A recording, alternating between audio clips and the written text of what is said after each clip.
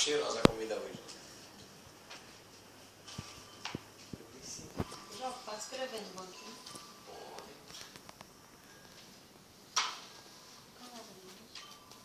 Tá sendo gravado, né? Depois já vai. Depois é bom manda, anotar né? também, né? Só que vai ficar grande. Mas isso aí é Vai ficar Cada besteira. vez que a pessoa escuta uma coisa diferente.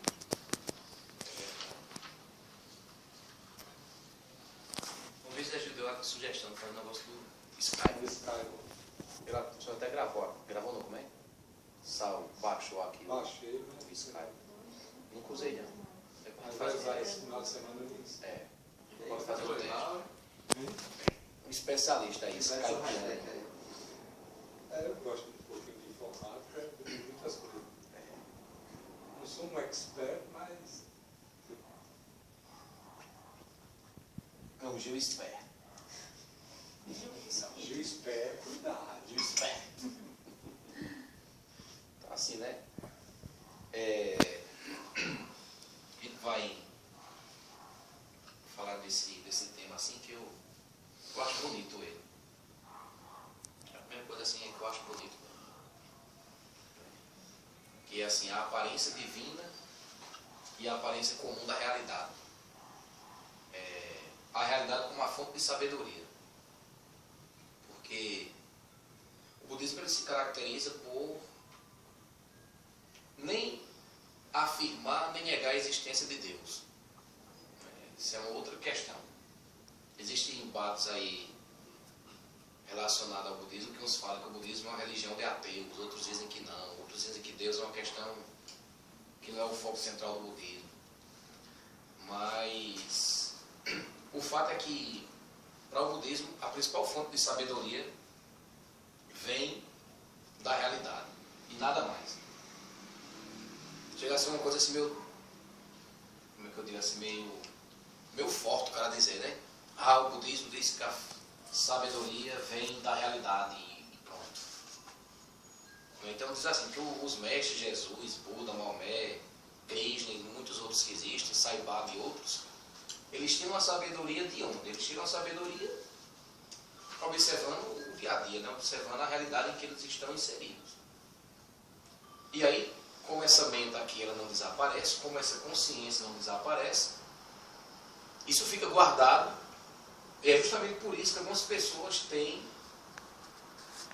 vamos assim dizer de uma maneira bem dualística mesmo, um nível de sabedoria maior do que as outras. Porque isso está gravado na nossa consciência, está no que a gente chama de alaya.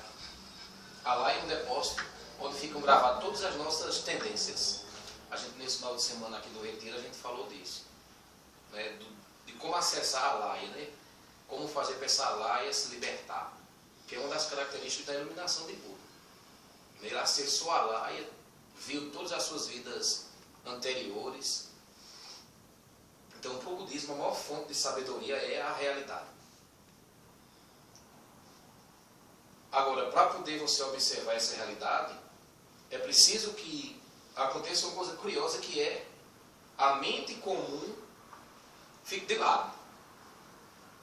É por isso que a gente acessa outros estágios de consciência, que é para poder ver a realidade se manifestando. Sem viseira, que o burrinho na carroça usa a viseira, né? Para não olhar para mais nada. Então, vários mestres de diferentes tradições religiosas, eles falam muito nisso. Nós estamos com a viseira.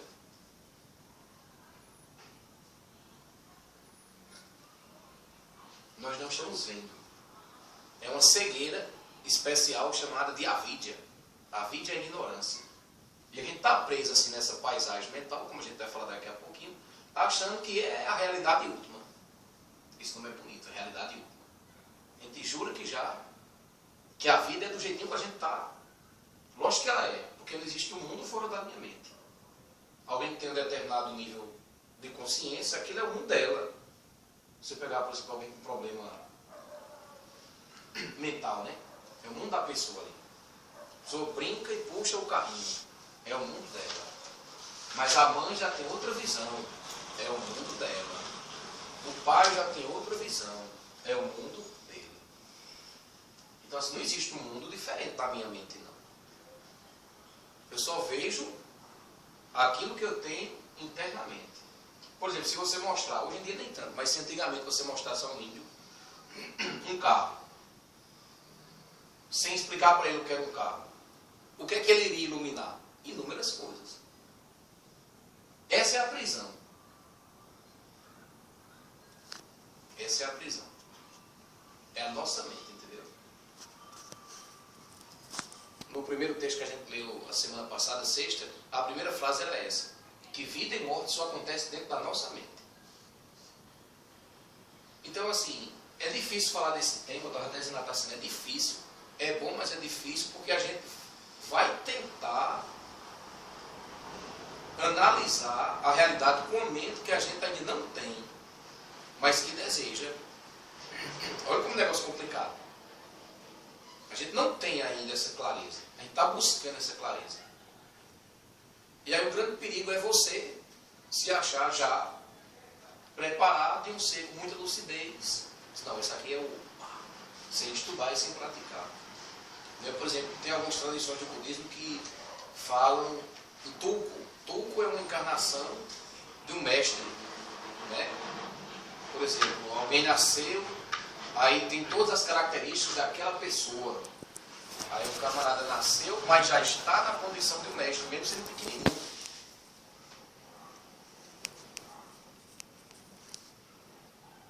No Zen tem essa parada. Mas tanto nessas tradições, como o budismo tibetano, como também no Zen, é preciso estudo. Estudo e prática, estudo, estudo. Porque a gente ainda não está vendo, a gente está com uma cegueirazinha aqui. Por isso que se estuda. Então é assim, todo dia, 2 de setembro, uma vez por ano, eu vou estudar. Não. Porque é preciso que dissolva na mente da gente algumas coisas que nós temos que nos dificulta de ver a realidade. A primeira coisa, é complicado o cara falar o que é realidade no budismo. É muito complicado mesmo. Porque no budismo realidade é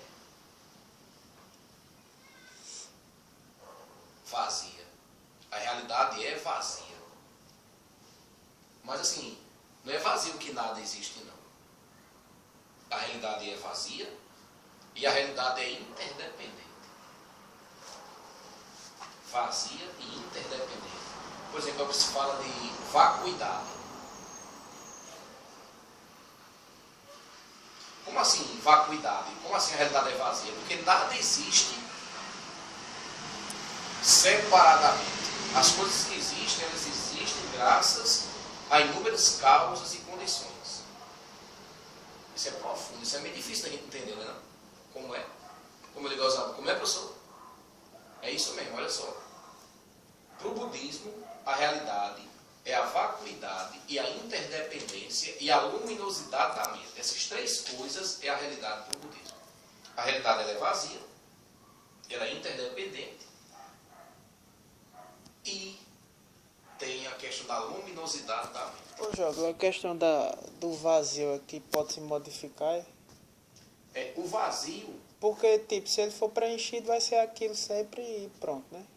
é de onde vão brotando as coisas. Agora, porque tem um vazio do eu e tem um vazio das coisas que existem. Por exemplo, essa folha aqui. Essa folha é a ilusão da gente achar que isso é apenas uma folha. O que é essa folha aqui? Essa folha é o sol, a água, a terra, o fogo. Então, assim, essa folha é vazio de folha, porque para ela existir, é preciso que existam outras causas e condições para poder ela ficar desse jeitinho. Então, assim, nada existe por si só. Então, assim, as coisas são vazias de uma identidade própria. Zé Gil e pronto. Para Zé Gil existir, teve que ter pai e mãe. E teve de ter inúmeras outras causas e condições juntando para poder um camarada existir. Então, assim, é vazio de identidade própria. É aquele negócio que a monja fala, né? Que a parede branca você pode projetar qualquer coisa. Exatamente. Tá lá, por que luzinha a parede é branca, como a Arthur tá lembrando? Porque aí você vai brotando. Então, o que é que se diz? É que a gente está perdido, achando que nós somos isso. Aquela história de Gabriela. Eu nasci assim, eu morri assim, vou morrer assim, Gabriela. Tem assistido uma música, né? Quem é a música mesmo? Caetano Veloso, será que nada? Gal Costa. Gal Costa. Não sei quem é a composição, acho que é Então, assim, Vale. vacuidade e interdependência são duas coisas próximas, ou seja, nada existe por si só e tudo existe graças a um conjunto de fatores, de causas e condições. Que aí Buda falava assim, olha, na condição humana, nem adianta você querer saber como surgiu o universo, no estágio mental que a gente está. Porque você vai vendo causas e condições, você vai uma após uma, né? Uma voltando à outra, na verdade, e há um entremeado de coisa, inúmeras coisas para poder chegar até esse momento aqui. Pronto, para a gente estar aqui. A primeira coisa que você diz, eu saí de casa, não é assim? Lógico que eu saí de casa. Mas para você ter saído de casa, algumas coisas tiveram de acontecer. Então, se você for voltando, né? Se for rebobinando a fita, como está sendo muito bem aqui, isso vai para onde? Então, com essa mente dual que a gente não acessa essas coisas. Não acessa de jeito nenhum. Então, assim, diferentemente do que poderia se imaginar, né? A realidade como fonte de sabedoria, a gente não vai falar aqui da questão divina.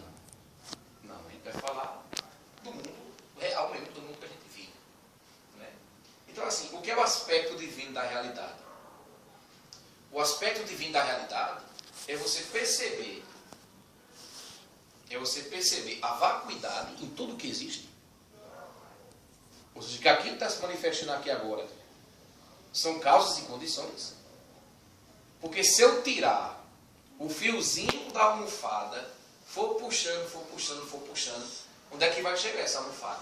Agora, se eu for colocando o fio, o tecido no enchimento, ela vai virando almofada. E a minha mente vai dar ideia de almofada ou então ideia de travesseiro. Ô, Jogo, um exemplo, vamos dizer assim, que é o mais comum, que passa até no Auto da Compadecida, quando a Ave Maria está lá, que ela fala do cangaceiro. Ele é assim porque quando era pequeno, os soldados mataram sua mãe e seu pai na frente deles. Isso é uma causa e consequência, né? É isso mesmo. Uma situação que vai gerar outra. Né? E é isso mesmo que Buda fala, a gente está preso nisso. A gente está preso nessa... Isso é uma prisão, entendeu? Eu não perdoo. A gente acha que é isso aí. Essa perturbação. Que o budismo vai chamar de ser uma aderência. A gente se deixou aderir para alguma coisa. Então, o aspecto divino da realidade, como eu estava dizendo, é a vacuidade, a interdependência e a luminosidade da mente. São essas três características. Então, assim, o objetivo da gente aqui hoje é assim, perceber que a realidade está cheia de sabedoria. Mas a maioria não consegue ver porque está preso no aspecto grosseiro da realidade. Entendeu? A gente não percebe a sabedoria que tem no dia a dia nas coisas. Porque a gente está preso apenas na aparência. A gente está preso naquilo que é mais grosseiro.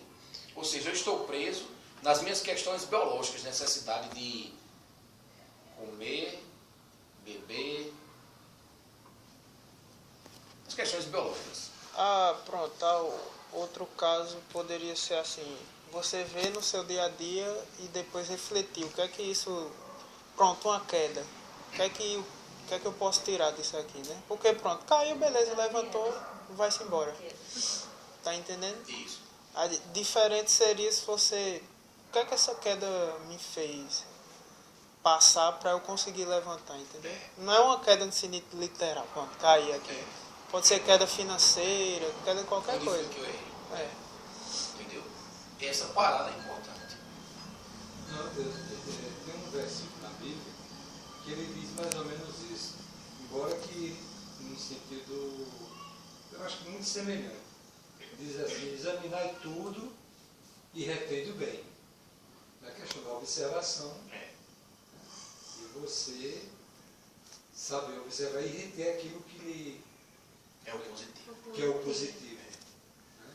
Eu estava pensando também aqui, não sei se Maria se lembra, porque eu não me lembro o nome de um teórico da psicologia que ele fala na questão holística, não sei se lembra qual é o teórico, que ele fala que nada existe, justamente o que o budismo diz. Então ele vai fazer, quando ele, a terapia dele, né? A Jung é. Não, Jung não. É um outro, tem até um livro lá que tem, mas eu não estou lembrado do nome dele. Mas eu vou buscar e vou dizer. Ele fala justamente nisso, nessa questão, você não é um ser único. As coisas não existem só por existir.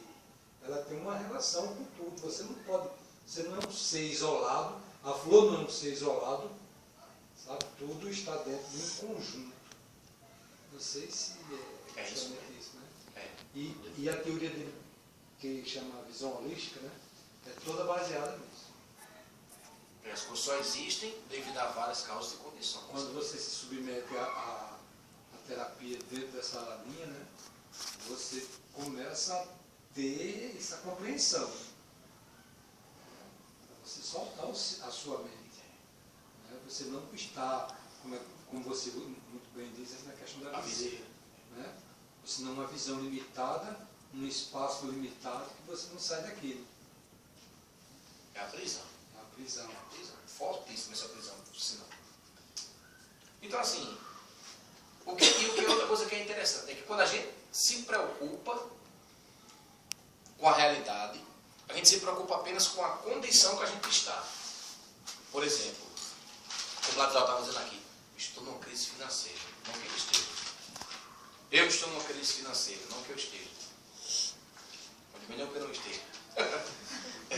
O cabo é assim, eu me preocupo com a condição, mas não com a causa. Ilusão. Então o Buda fala: meu amigo, quer saber das suas vidas passadas? Olha o seu presente aqui.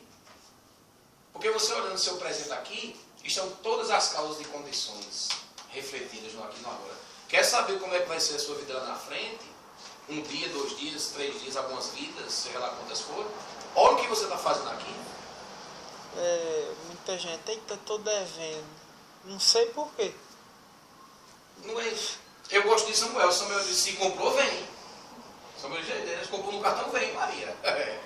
Entendeu? Não tem essa. Não tem essa. Todo mundo compra mesmo, né, no cartão. Mas chega, eu não acredito, tem não sei quanto. Não é ilusão. E a gente vai vivendo assim, feito, desculpa assim, mas é um pouco de bicho isso. É uma maneira muito grosseira de viver. A gente se preocupa apenas com a condição, com aquilo que está se mostrando, e não com as causas. Tem um excelente exercício para você fazer. O bom desse tema é esse. Ou seja, como eu vou enxergar onde eu estou aqui agora, as causas que estão projetando isso aqui tudo.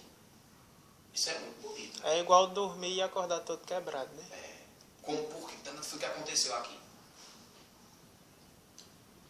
Olha, a gente já poderia acabar a palestra aqui, tchau, tia Ellen. Só a gente pensar nisso, é sério. Minha vida está manifestando o quê? Porque a vida está manifestando, conscientemente ou inconscientemente, um conjunto de valores que a gente tem.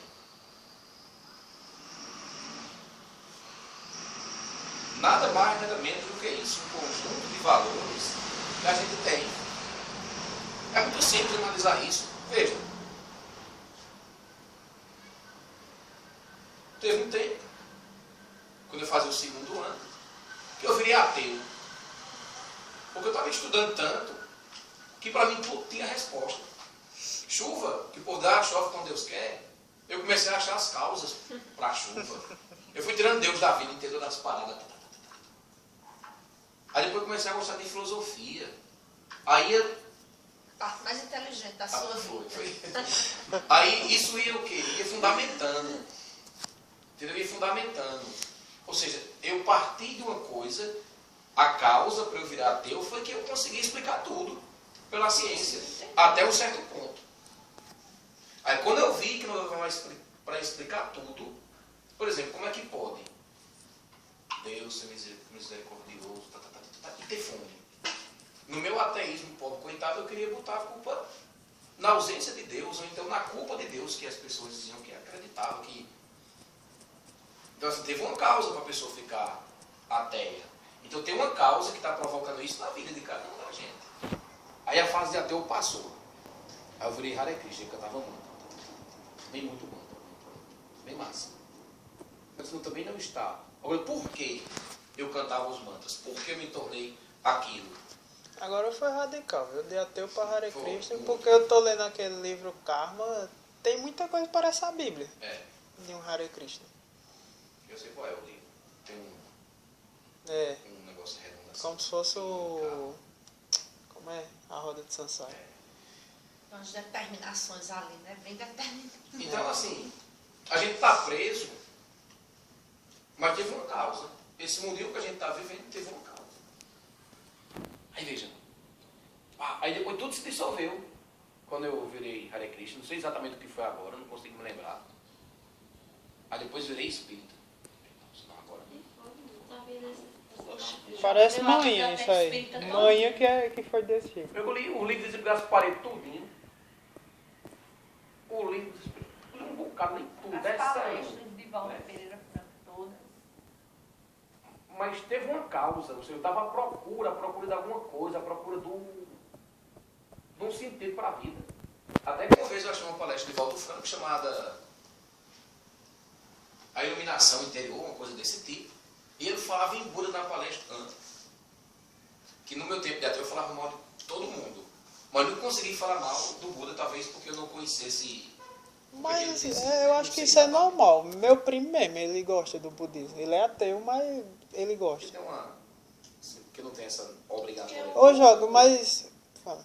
O budismo ele é muito assim, racional, científico. Justamente. Né? Tira Deus e coloca você como... Também ele não nega, se você quiser crer, também aí... é uma questão... Ô, Jogo, só que... Eita, me esqueci o que eu ia falar. Tá vendo? Depois eu lembro. Não, pronto. O despertar pode vir de vidas passadas, você se identificar com aquela coisa. Eu acho que o senhor já falou sobre isso. Desde criança, não é querendo assim dizer, eita, eu sou budista. Mas eu sempre achei bonito. Tipo, imagem de santo de igreja católica, eu não gostava de entrar, porque eu tinha medo. Muitos budistas do Japão falam muito disso. Santo, não me sinto à vontade quando eu chego, que tem aquela casinha, aquele negócio que dá mal-estar. Eu não ficava à vontade, só que eu via um Buda na televisão de pia, mãe, gordinho bonito. Gordinho bonito, Aí mãe era evangélica, só que ela nunca... Aí depois de um tempo que me conhecer, né? Que aí tem outras coisas, né? Que a gente vai partir agora do mais. Por que algumas pessoas encontram e outras não? Esse é outro tema. É outra parada. Então, assim, se a gente está nessa situação, é porque nós nos colocamos. Então, eu queria que você analisasse o que foi que eu acreditei. Ou seja, o que foi que eu tenho aqui, o que eu tenho internamente que está se projetando assim. Ou seja, quais são os meus referenciais internos? Como assim? O que vem de dentro, né? Sim. O que é que eu tenho dentro de mim? Causas que eu criei. O que é que eu tenho dentro de mim? Por exemplo, uma vez eu falei aqui, eu jurava que para eu poder praticar, eu tinha que ganhar na cena. Não foi eu que falei isso uma vez. Eu tinha certeza que eu tinha que ganhar na cena para poder praticar. Porque aí a vida ficaria toda tranquila e podia fazer os azinhos. Ficar zen, né? Palestras, ficar zen, tá? Acaba com dinheiro, oxi. Né? Aí depois eu comecei a observar que não, que era ilusão da mente. Que dava para fazer de todo jeito. O mundo pegando fogo e você... É possível. Né? Então, assim, observar, cada um observar quais são os referenciais internos. E como é que a gente cria a sensação, como é que a gente cria o que a gente chama de realidade? Aí aqui é que está. Eu já falei uma parte, a gente cria a realidade a partir de valores internos. Né? Eu vou vivendo com as convivências, com as leituras, com aquilo que eu interpreto, eu vou criando uma visão de mundo. E outra coisa que, assim, registrando, sabe? A gente também cria a noção de realidade baseada na sensação. Se a sensação é boa, eu vou tornar aquilo realidade. Isso também é muito primitivo. Porque, por exemplo, sei lá, qual é o que cheira mesmo? Cocaína. Né? Uma sensação ótima. Aí eu vou gerando um senso de aquilo é realidade, a partir de uma sensação.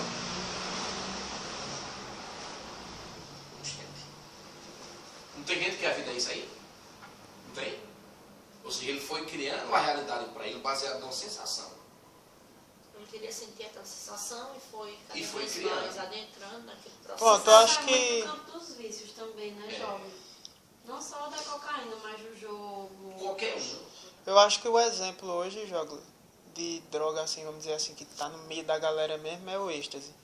Porque eu fui ler sobre o que é, ele libera muita serotonina. No outro dia tem muito, se você tomar muito, no outro dia você tá com a depressão.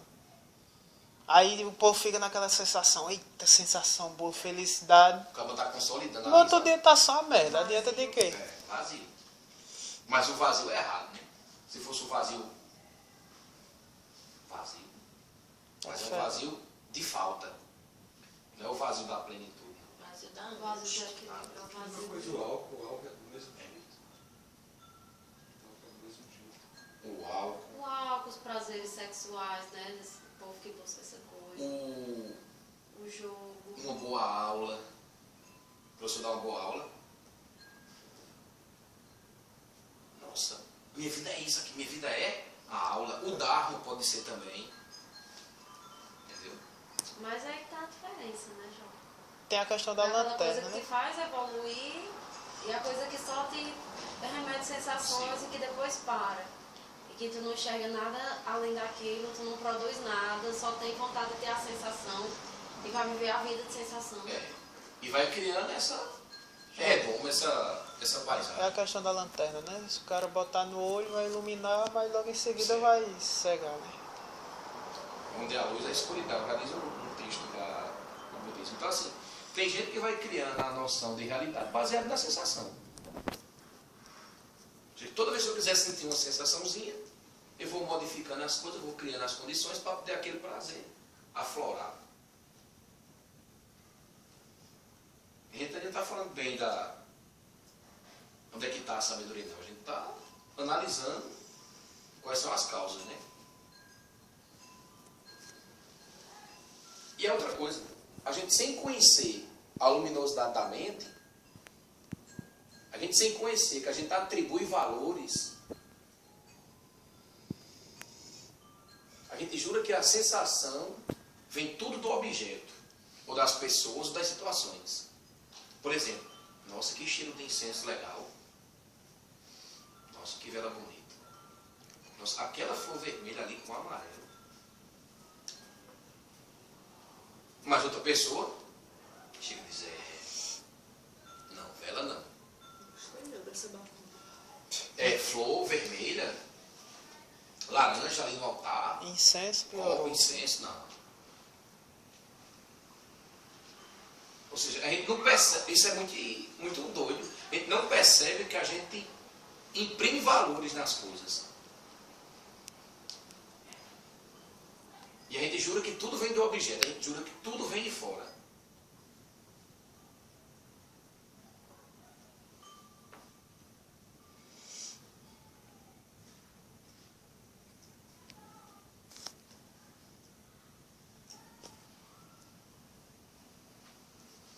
Aí alguma coisa assim que...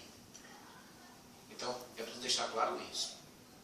Que a gente atribui valores às coisas e não percebemos porque não estamos conscientes disso. A gente jura que tudo vem de fora.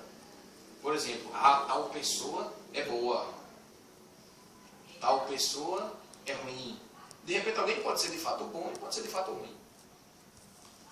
Mas a gente não nota que está atribuindo valor. Por exemplo, o caso mais fácil de dizer é um casal apaixonado. Nossa, fulano é perfeito. Não é assim, né, que o cabo faz? Fulana, olha, aí bota... O cabo está atribuindo valor, né? Até que depois a realidade, ou seja, os fatos, vão provar que sim ou que não. Vem à tona, né? Vem à tona. Ainda tem pessoas que botam assim, a viseira vê. E fulana tá. Mas o cara tá lá. Sem ver. Aquela história da esposa do esposo, ciumento.